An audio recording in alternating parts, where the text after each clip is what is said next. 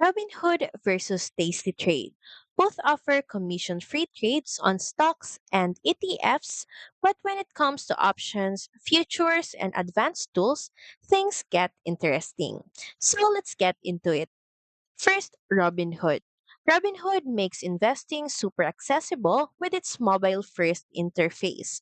You get zero fee stock and ETF trading, fractional shares, crypto access, recurring investments, and banking like cash management tools. Options trading is available with no per contract commissions, though there are small regulatory fees, user friendly but basic and less powerful. The pros are it is great for beginners, fractional shares, easy interface, and IRA with a match. And the cons are no desktop platform, limited option tools, can't short sell. Tasty Trade is engineered for active option and futures traders. It's packed with customizable tools, advanced order tickets, and the full desktop platform.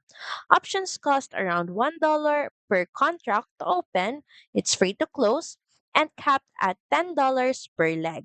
Crypto fees are 0.35%, futures $1.25 per contract, much lower for high volume traders. It includes social trading via a follow feed, plus strong educational content via streaming and research videos.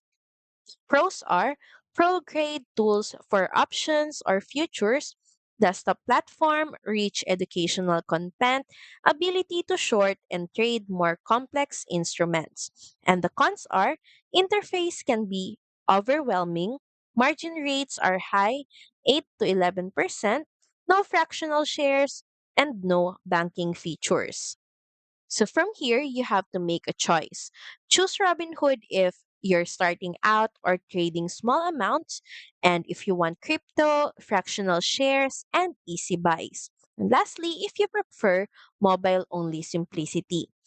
And choose Tasty Trade if you trade options or futures frequently, if you want deeper tools and desktop access, and if you value in platform education and social trading.